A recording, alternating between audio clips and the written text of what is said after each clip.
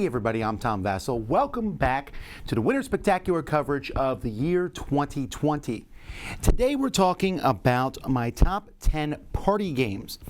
You know, I always like talking about this category because even though this is not as popular of a category as many other things we talk about, this I think fits a niche that we just need to talk about. Hey, we're about to do some holidays with some people. We need some party games to bring. And these are games that just don't get a lot of love. They're usually not in the top 10 games talked about over the course of a year.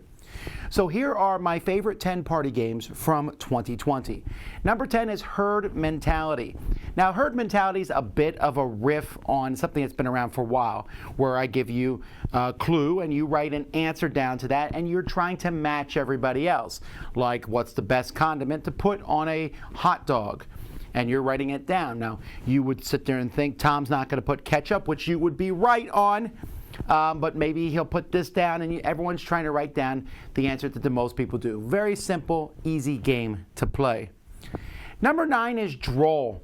Droll's a kind of a weird game. It comes with giant dice that you will be drawing pictures on the side of them. You then roll them, and people are kind of looking around at these dice to figure out what your clue is. So if my clue is Disneyland, I might draw Mickey Mouse on one side, a castle on another side. So it lets you draw multiple pictures, but one of those pictures that you draw might be face down and no one ever sees after you're done rolling the dice. An interesting, unique party game, Droll. Number 8 is Dracula's Feast New Blood, which does not sound like a party game at all, but it's really a silly game. We're talking about, when we talk about Dracula, we're talking about the Dracula from Monster Mash, essentially. And each person has a role. You know Dracula's in every game, but you're not quite sure who else is in the game. And you're trying to dance with different people at a party, trying to figure out, you want to know who everybody is, what their role is. And each role has different special, unique things they can do. It's a little like Werewolf to some degree, much lighter than that though, and a lot of fun for a party. Number 7 is Telestrations Upside Drawn. Now, Telestrations Upside Drawn is actually not like Telestrations at all. It's more of just a straight up Pictionary style game, except you hold the pen and don't move it, and I move the paper, or in this case a whiteboard, and I'm going to move it around underneath you, and I tell you to lift your pen up, and then I move it, put your pen down, and I'm drawing the picture that way. That's a different spin on the genre. If you like Pictionary, you'll like Telestrations Upside Drawn, especially if you're not good at writing. Number 6 is Stringamajig. This is another Pictionary style game, and this one you just have a big giant string and it's a huge loop, and you are drawing a picture with this, or moving the picture, or sometimes even picking the string up and doing it in the air, maybe even with another person. It's literally take a string and do something with it. There's also a deck of cards included in the box, so it's not just a big giant string. It's more like a shoelace type string, but it is fun, especially if you want to be very creative. Number 5 is Master Word.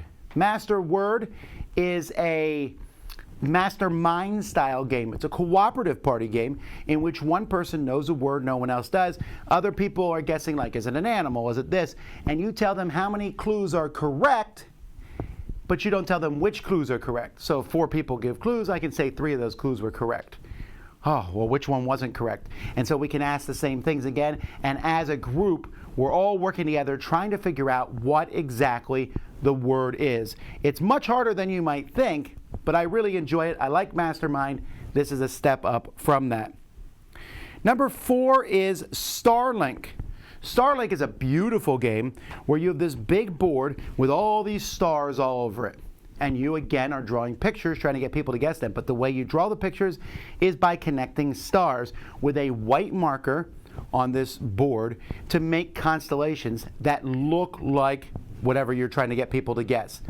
That's a unique concept. It works for kids, it works for adults, and it just has this, you walk by and you're like, that looks cool, that looks fun. You bring this out, you're definitely going to get people jumping in this one. Number 3 is Hues and Cues. Hues and Cues, I love Hues and Cues, a big swath of color. I want to say there's 250 or more colors on this board.